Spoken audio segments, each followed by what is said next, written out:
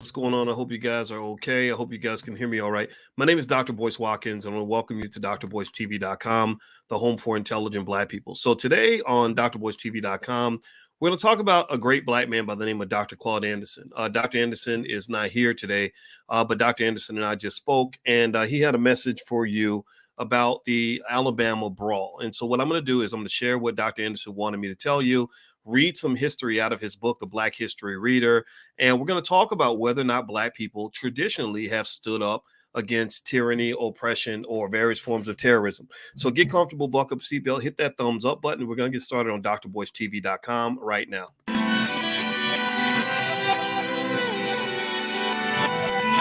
Here we are, clan the isms, cataclysm, great. Our people out here struggling, trying to make it in this state. Everybody out here doing it, but we the ones who late. Now family, we the ones who gotta delegate. Get that money in the power, never be fake. Stick to co-sign for 3. What did he say? Create jobs, support our own. Educate the same and buy back your home. Got 3 degrees, triple 10. 3 PhDs, now we on the CNN. DBTV, let's talk about negligence. Ignorance is bliss, but we can turn it to intelligence. Believe none of what you hear, half of what you see. Let's break it down here on Dr. Boyce TV. Here we are. Hello guys, my name is Dr. Boyce Watkins. Welcome to drboycetv.com, the home for intelligent Black people. Today on drboycetv.com, we're going to talk about the Alabama brawl. And I just got off the phone with Dr. Claud Anderson, and he had a message that he wanted to share. Unfortunately, he won't be there or be here today himself, but he had something he really wanted me to share with you about this brawl in Montgomery, Alabama. How many of y'all saw the brawl, and how many of y'all felt for a moment almost like proud of the people that stood up for that poor defenseless man who was being attacked? Give me a yes if you are in favor of what they did. Give me a no if you had an issue with it. Let me know what you think. Anyway, also let me know if you can hear me okay. Give me a yes to the chat if you can hear me all right. I want to make sure my audio is good. So once I get a good audio check, then I can continue with the conversation. So anyway, so thank you, Yoshika. I appreciate. I see a yes that you agree. Okay, so you guys can hear me okay. Okay, good. So I'm on this category. I'm in that category as well of people that feels that the situation, although you hate to see anything kind of end up with violence, it's sometimes you got to respond. Sometimes when people attack you unfairly, you have to fight back. And that's what they did that day. And I think a lot of us feel that way. It seems like that's what the majority of you are feeling. I've done polls with you guys and really talked to you and kind of listened to what you had to say. Most of you feel that it was okay, that it was that they did the right thing. So I asked Dr. Anderson today. So today I was out shopping for groceries.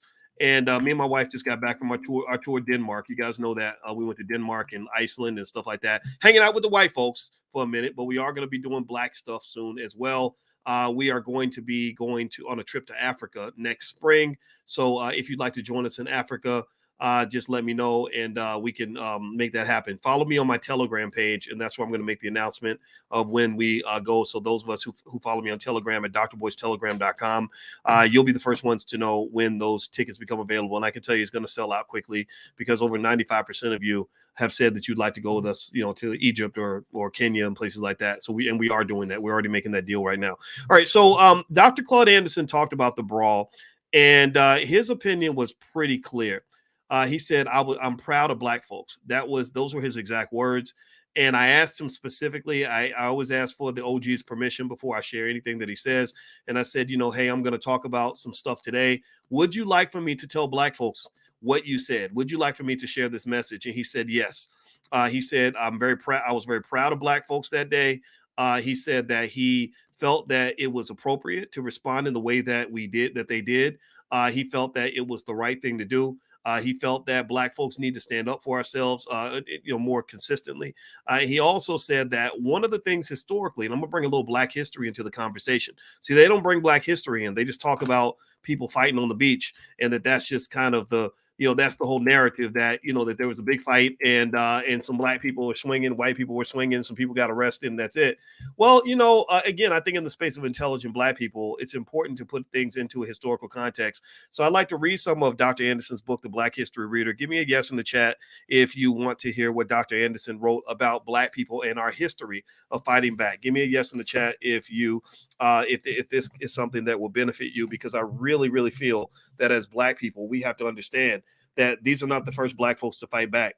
It's just they have formed an image of you that you don't fight back. And one thing Dr. Anderson actually said, which I thought was really interesting, is he said that he said part of the reason, he argues that part of the reason black people don't get the respect we deserve is because we don't fight back. He said that part of the reason they hate you so much is because they never understood. This is according to Dr. Anderson. These were his words. Dr. Anderson said that one of the problems you have is that all through slavery, he claims, again, these are his words. He said one of the reasons that people hate you or dislike you is because they didn't understand how somebody could come in there and enslave your people, rape your women, beat up on your children, make them make sons breed with their mothers. Y'all do know that, right? Y'all do know. How many of y'all know that the word MFer actually came from slave breeding? How many of y'all know that? Where they would put a paper bag over the son's head so he wouldn't know who he was sleeping with. I'm not going to be too graphic. You can use your imagination for the rest. I don't want to gross anybody out. But this is real. This was the type of stuff that really happened to you. And it was unfair and it shouldn't have happened to us. But this is the important part of Black history that they'll never teach you. I don't care if you're getting taught Black history from a Democrat or a Republican. They're probably not going to teach you about all the things that were done to you. They're not going to teach you about all the ways that they harmed you, right? So ultimately, he talked about this a lot. He and I were talking, and we were kind of discussing the brawl. And I said, so you're telling me that you feel pretty unconditionally that this was a good look for Black people? He said, yes. He said, I've seen the videos. He said, some of the videos that I've seen show me that they look like white folks were winning. He said, some of the videos look like Black folks were winning.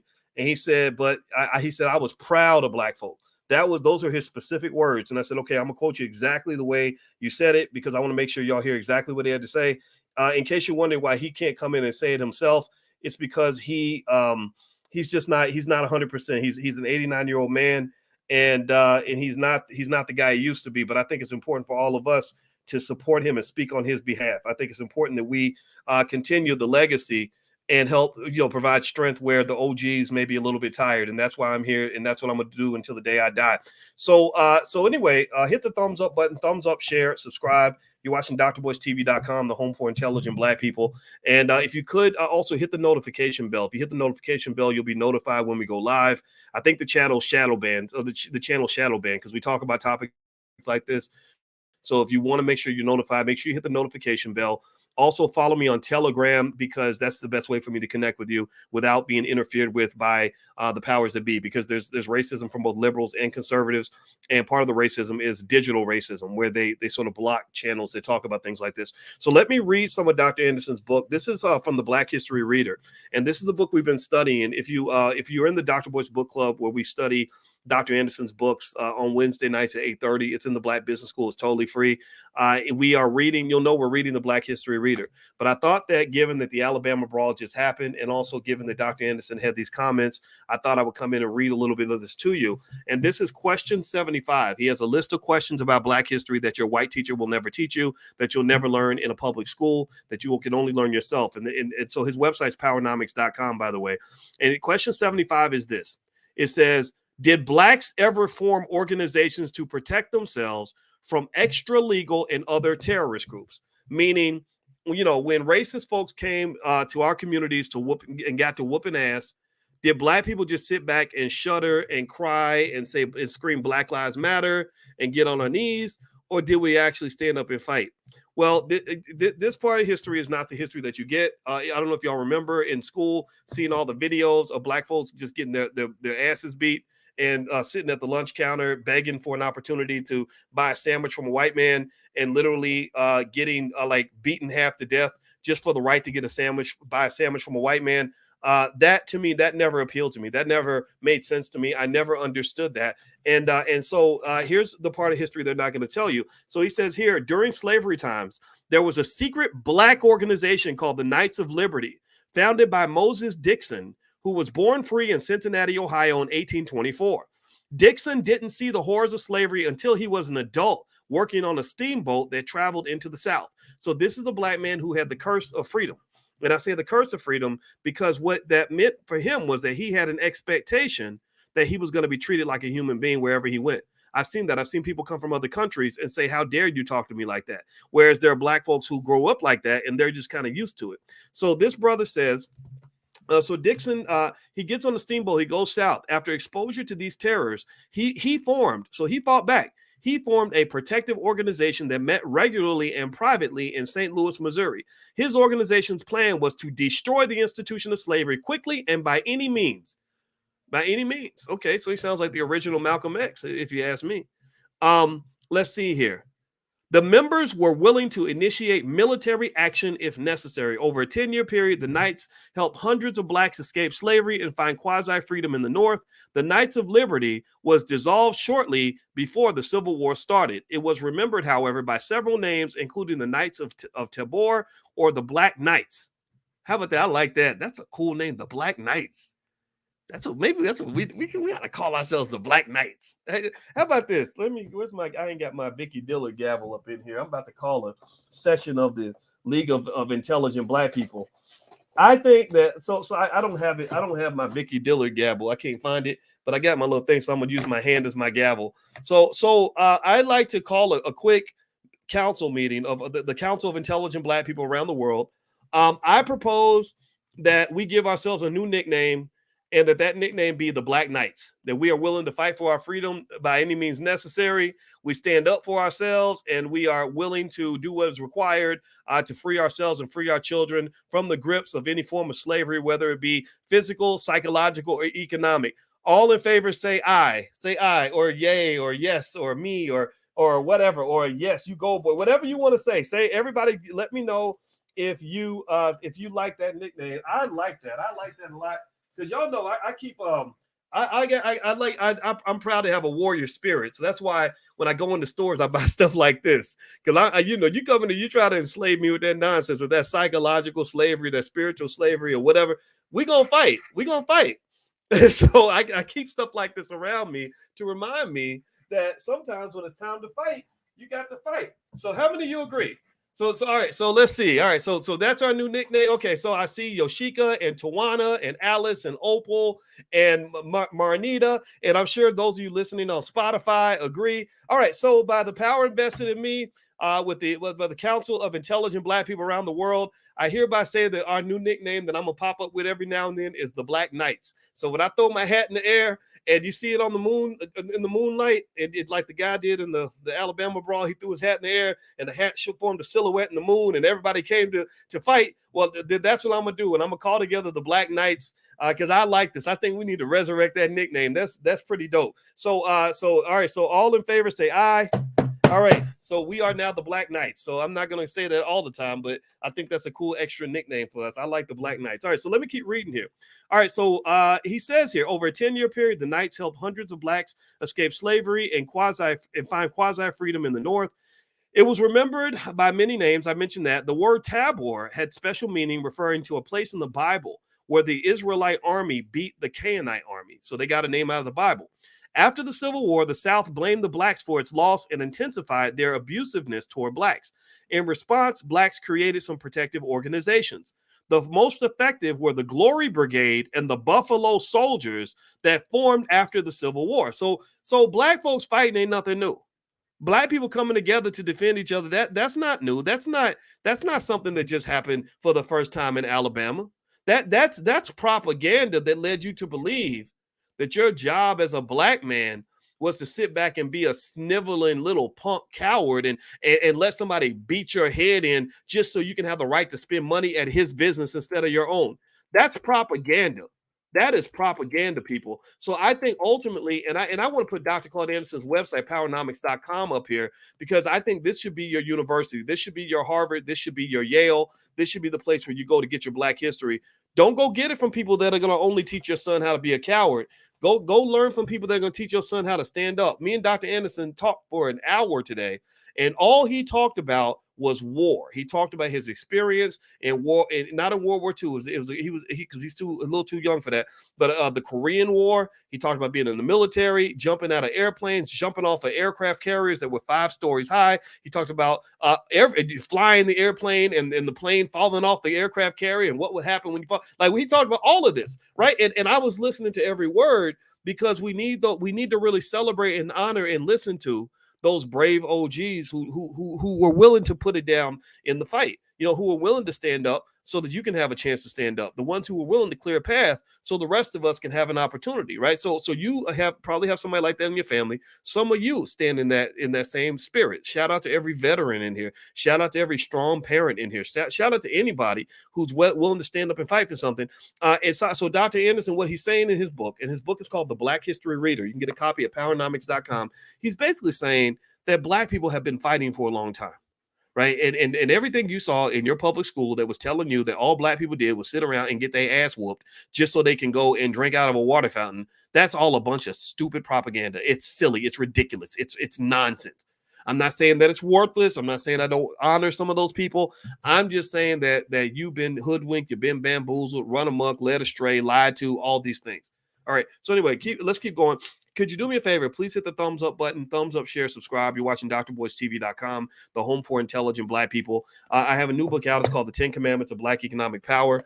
If you'd like a copy of the book, you can go to drboycebooks.com. I also have another series called The New Black Power. I wrote this years ago, so feel free to go take a look at that. It's at drboycebooks.com. You can get 30% off anything in the store. Just use the code word book club, all one word, book club, and you can get 30% off any of the book series. I'll sign it. My kids will ship it to you. We run our business, our e-commerce as a family business. And so my children, we had a meeting today. They're ready to ship it out. So just let them know and they can ship you the flashcards for your kids, whatever you want.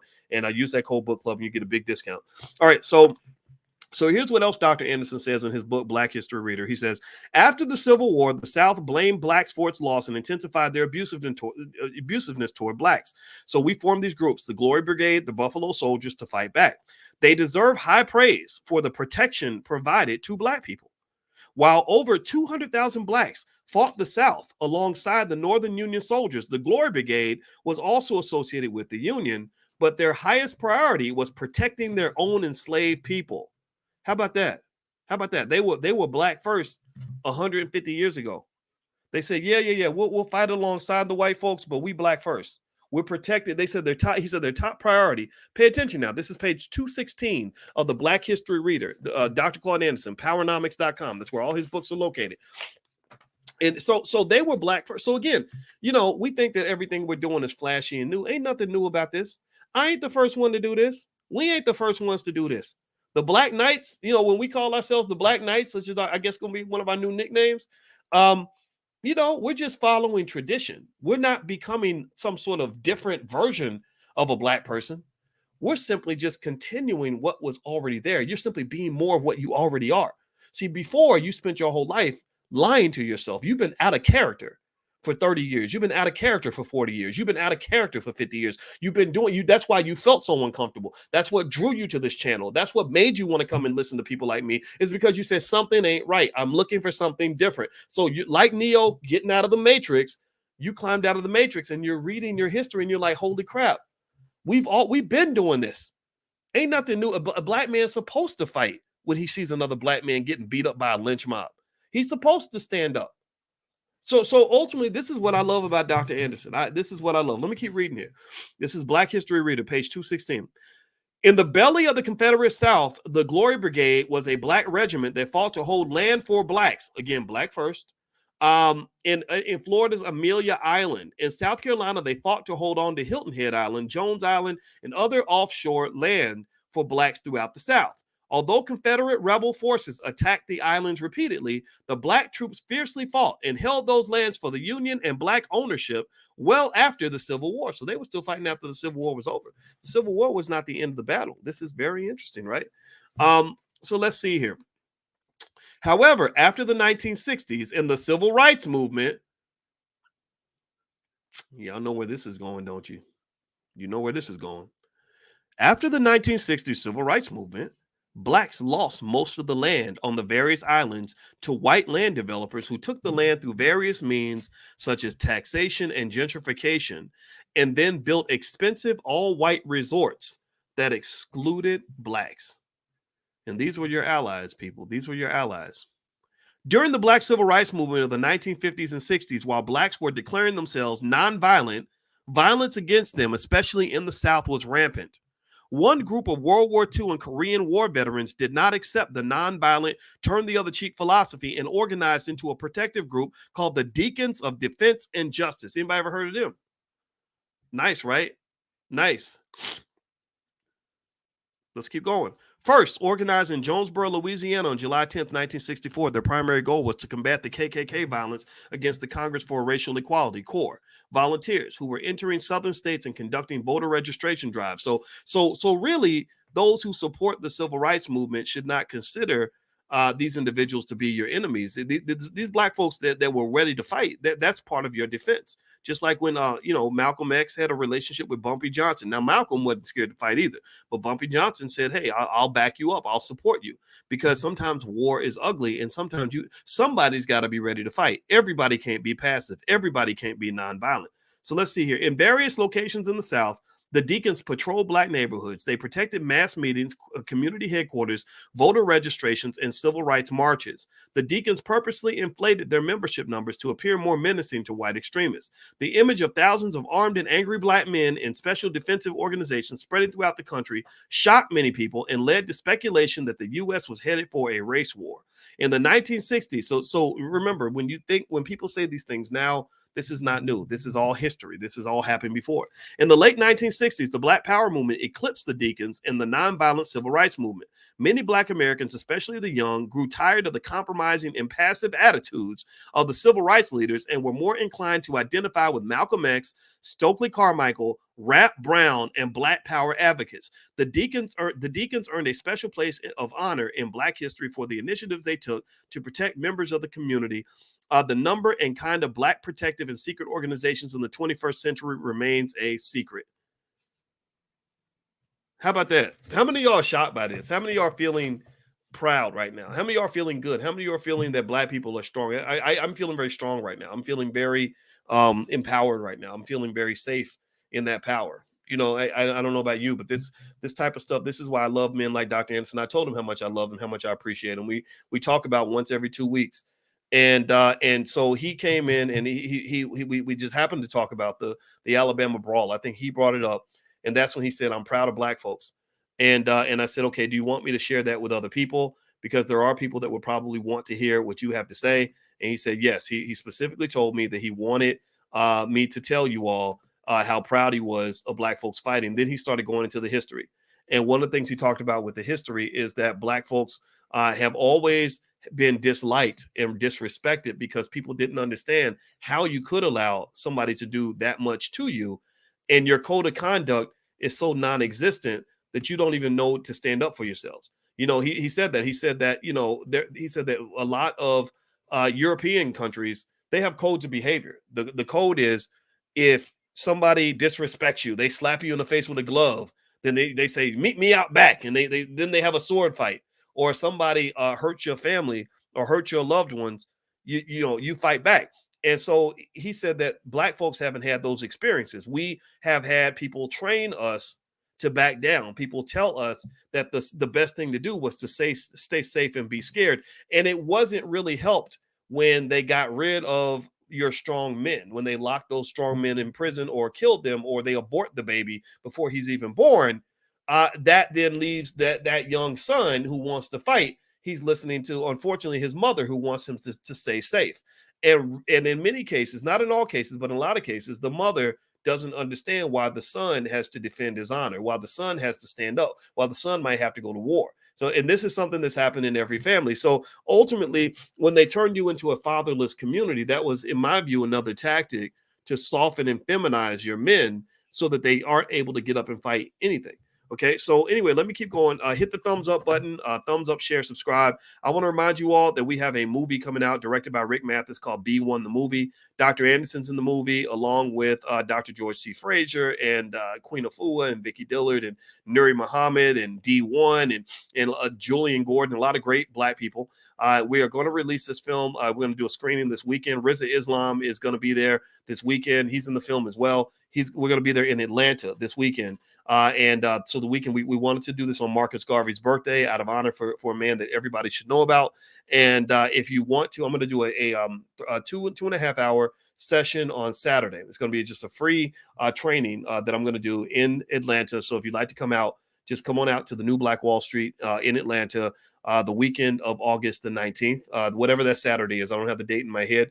And I'm going to send a few. Actually, I won't have any books there to sign. So just so you know, I won't be able to sign any books. But if you want to get a book and have a signed book mailed to your house, just go to drboycebooks.com and you can order that on my website. But if you want to come by and hang out and talk or whatever, we can certainly do that. All right, so let me finish reading what Dr. Anderson says here. This is really good stuff. His website's powernomics.com. This is where his books are. So since we're talking about this Alabama brawl, I think it is important for us to be able to put it into historical context and kind of have some idea of what this really means in the context of Black history. So here's another thing Dr. Anderson talks about in his book, The Black History Reader, that you'll never learn in school. He asks, where and when did the most significant slave revolts occur? Like, again, speaking of Black people standing up against oppression. He says the most significant slave revolts, based upon the sheer number of slaves who participated, occurred during the 3 Seminole Wars, where Union troops were seeking and depriving Black settlers of their citizenship rights in Florida. In 1835, over 1,000 Black settlers, I remember 1835, they still had slavery at this time, so slavery was not over yet. So in 1835, 1,000 Black settlers left their home sites to fight and defeat General Thomas Jessup and his Union troops. Even though historians often labeled that battle a Seminole War at that time, Blacks made up a large percentage of the Indian forces and the leadership of the Seminoles. General Jessup attempted to set the record straight by reporting that it was not an Indian war, but a Negro war. So even though they made it into an Indian war, Black folks showed up and showed out and fought in this war. There were a number of other major slave revolts that did not have as many participants. The Stono, he talks about one called the Stono River Revolution, or Stono River Rebellion in the state of South Carolina in 1739 was the first mass slave revolt in America. According to Lerone Bennett, the revolt was led by a Black slave named Jimmy. Encouraged by the Spanish crown and missionaries' promises of freedom and land, a group of 20 slaves attacked a storehouse in St. Paul's Parish, a community about 20 miles from Charleston, South Carolina, and killed 2 storekeepers. Armed with guns and powder, they set off for St. Augustine, Florida, which was owned by Spain. As they marched through the country, they captured more weapons, set fire to plantations, and screamed, "Liberty!" Gathering recruits along their trek, Jimmy and his band eventually consisted of more than 100 slaves. So as they were going, this is just like the Montgomery Brawl. As they were going, other Black folks said, "Oh, y'all fighting? Okay, y'all, where y'all going? I'm in. So Black people didn't all just get scared and cowered away and say, "Oh, well, you know, Massa will need me to be back here by 5:30." You didn't have that. You had Black people that literally said, "Okay, it's going down. Where do I sign? Like, let me at them. Let me join. This is so cool." All right. So anyway, let's keep going. All right. So he says here, let's see. Gathering recruits along their trek, Jimmy and his band eventually consisted of more than 100 slaves. During the 10-mile march, they killed more than 30 whites before an armed militia caught up with them in an open field. Nearly half of the rebellious slaves died in the intense fighting. The heads of the dead slaves were cut off and set on poles along a stretch of road, about 1 head per mile. The practice of posting a rebellious slave's head on a pole or hanging his body from a tree was a popular means of warning and terrorizing other slaves. Did y'all hear that? Did y'all catch that? That part of the cowardice that you see, the disease of cowardness, where to this day you see Black men apologizing even when it ain't nothing to apologize for. This comes from the terrorism. This comes from the fact that they would take the biggest, baddest slaves, the ones who were willing to fight the most, they would kill them, chop their head off, and put it on a pole. And then they would do that to let you know, hey, if you step out of line, this is going to happen to you. So as a result, to this day, Black people are scared of our own shadows in many cases. Not everybody, but a lot of us are. So let's keep going here. He says, let's see here. However, some slaves did not get the message and did not care about the head on the pole warning. So not everybody gets scared, right? These are the Black people I like. Y'all the ones I hang out with, the percentage that don't get scared, okay? So he says that some of them didn't get scared. In the very same year, the Stono Rebellion was followed by 2 more slave uprisings in South Carolina, which each successive revolt, the white ruling class instituted new and harsher laws, new codes. So this is white supremacy. It's new systems, new codes to intimidate and control slaves. Southern whites were terrified of slave revolts, so they started to get scared. So the revolts weren't succeeding, but they were succeeding. They weren't winning, but they were winning. They didn't achieve the goal, but they were gaining ground. You got to understand this. This is what's really important. This is, I think, the lesson I'm picking up here, and I hope it's okay for me to share it this way, is you got to understand that sometimes even if you don't win, nothing's wasted. Like, there's no such thing as wasted energy. So if I go out here and let's say you're talking about something like starting businesses or whatever. If I go out here and I try to start a business and I fail, and my children watch me fight and they watch me go down, but they watch me go down with 100% effort, I didn't really lose. I didn't lose. Well, why? Well, because people are learning from the choices that I made. They're learning. They're getting courage from watching me try. They're learning from my mistakes. So what happens is that sometimes when you don't get what you want, you might be propelling somebody else to get what they want. I saw a story about Walt Disney. I talked about him earlier this morning. Walt Disney, I saw the house that he was born in Chicago, and his parents built that house by hand. His mother was the architect, his father built it, and his parents really struggled. They struggled as entrepreneurs. They struggled like crazy. And what I learned from hearing about the struggle of Walt Disney's parents, but their relentless work ethic, is that relentless work ethic translated into their son, who also struggled, but eventually formed the Walt Disney Corporation, which is probably worth about $500 million today. Do you understand? So without the struggle and the sacrifice, without his parents, give me a yes if you get what I'm saying. Give me a yes if you're hearing this. Without his parents going through the fire and getting burned and not coming out as pretty as they wanted to be, without his parents going through the fire, there is no Walt Disney Corporation. There is no Black Panther movie. You do know they made a couple billion from Black Panther movies, all these movies that your kids want to go see. Like so this all is happening over 100 years later. Give me a yes if you're following. This is all happening over 100 years later because of what Walt Disney's parents did in 1898. Got it? Okay. So fight that damn battle. Stop thinking you're supposed to win overnight. Stop thinking all the glory is supposed to go to you. Stop thinking you're the one supposed to get the prize. Maybe your grandchild is supposed to get the prize. Just document your struggle. Write down what you learned. Share the stories with the kids. Help them learn about the mistakes that you made, so that when they start off, they can start at a higher level than you, and they can run the ball into the end zone. Sometimes you can't dance in the end zone. Sometimes you just got to block for somebody else. All right, so anyway, let me keep going. All right, so reading the Black History Reader by Dr. Claud Anderson, Powernomics.com is his website. My website is drboycebooks.com. So if you want to get my books, you can go there too. All right, so let me read here. He says, check this out. He says, nearly half of the rebellious slaves died in the intense fighting. Okay, we already talked about that. In 1831, Alex de Tocqueville, a European writer who was touring America and writing his book, Democracy in America, said that if freedom was refused to the Negroes in the South, in the end, they will seize it themselves. How about that? Again, the people, those folks in Alabama, those brothers in Alabama that were fighting, they ain't the first ones. We've been doing this. Another large slave revolt took place at the Andrew Plantation, about 35 miles from New Orleans, Louisiana. Hundreds of black slaves, led by Charles Deslondes. See, these are the names that you should hear. These are the names you should hear in your history class, by the way. These are your heroes. These are your George Washingtons and your Ben Franklins and whatever. So I encourage you to read these books and write these names down and teach these names to your children. They killed a number of whites and marched down the road to New Orleans, burning and pillaging and killing as they went. At every plantation on the way, more slaves joined in until the group outnumbered nearly 500. How about that?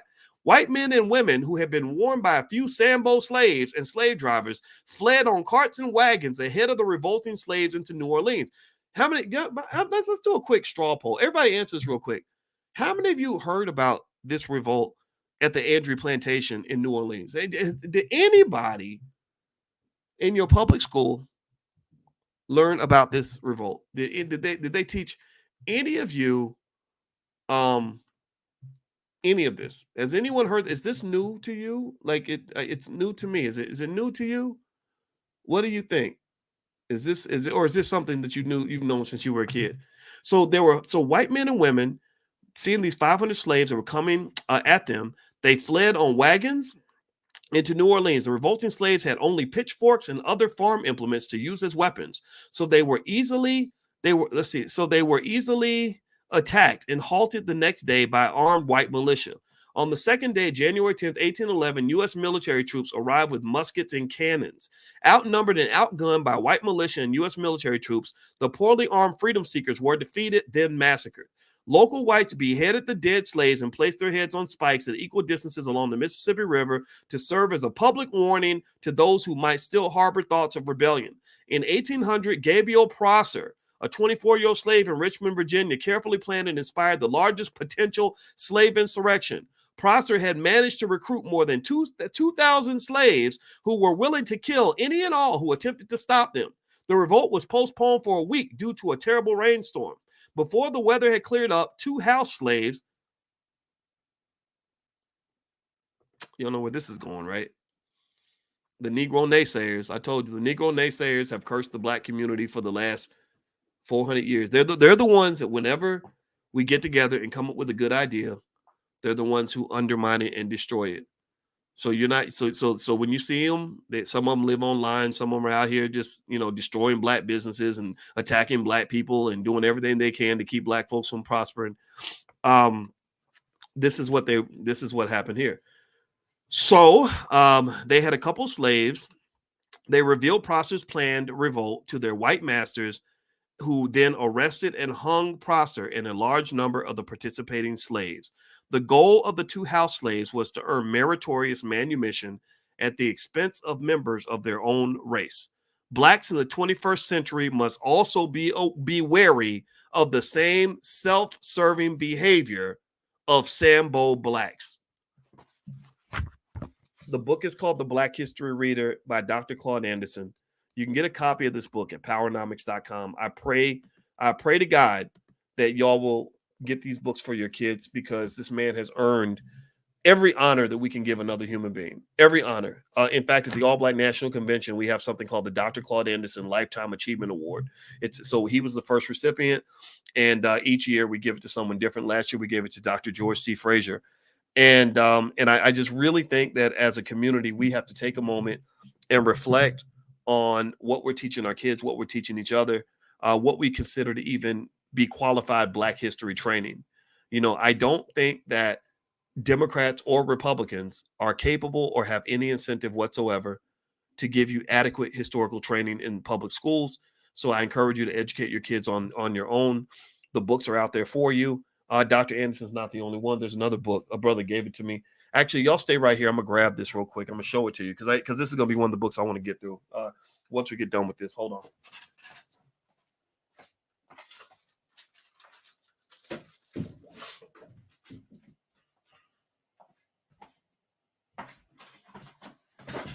This book is called Black History 365, and it's written by Dr. Walter Milton Jr. and Joel A. Freeman, PhD. I had a long conversation with Dr. Milton. He was introduced to me by John Boyd, who's the father of Victory Boyd. Victory and her family, they were signed with Rock Nation, and they performed at the All Black National Convention. And their father, John, is a great leader and a great guy, and he introduced me to his brother. So this is a book that we're going to go through and read as well. So there's plenty of great Black history books written by great Black men and women that we should all read. And I personally think that one thing intelligent Black people should do is take over the whole agenda. Just, your kids should learn what you want them to learn, not what the public school wants them to learn. These systems are not designed to support and sustain Black people. That's what I believe to the core of my heart. Okay, so anyway, guys, I'm about to head on out. Do me a favor, please hit the thumbs up button, thumbs up, share, subscribe. Also, if you want to follow me on Instagram, you can follow me at Dr. Boyce Finance. That's my new Instagram page. If you want to join us at the All Black National Convention, it's going to be October 20th through the 22nd in Atlanta at the Marriott Marquis Hotel. You can go to allblacknationalconvention.com to get passes for your family or to become a vendor, or if you want to advertise your business to our audience, which loves to buy Black, you can go to allblacknationalconvention.com. That URL is on the screen. Also, if you want to join us in Atlanta for the B1 movie, the premiere, Les Brown will be there along with Rizza Islam. I'm going to pop in as well at the New Black Wall Street. You can go to b1themovie.com. That's going to be the weekend of the 19th. And then last but not least, if you are looking to invest in stocks and things like that, then I send you guys every now and then I'll send you a profit alert of a stock that I like. I sent you one this morning.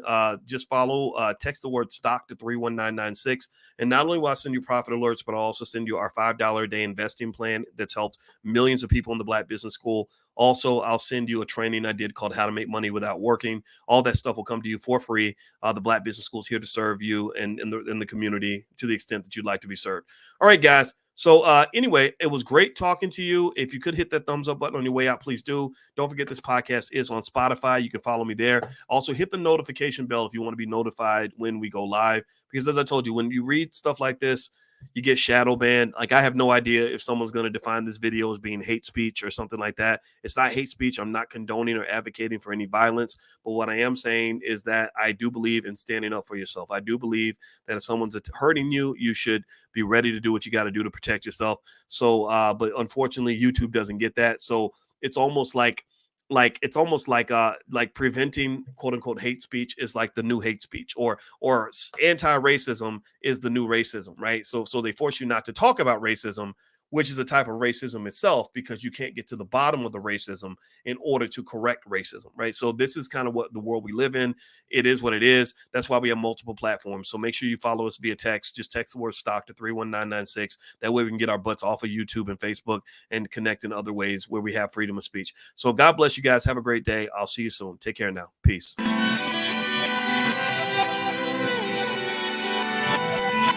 Here we are, clan the isms, cataclysm great. Our people out here struggling, trying to make it in this state. Everybody out here doing it, but we the ones who late. Now family, we the ones who gotta delegate. Get that money in the power, never be fake. Stick to cosign for 3. What did he say? Create jobs, support our own. Educate the same and buy back your home. Got 3 degrees, triple 10. 3 PhDs, now we on the CNN. DBTV, let's talk about negligence. Ignorance is bliss, but we can turn it to intelligence. Believe none of what you hear, half of what you see. Let's break it down here on Dr. Boyce TV. Here we are.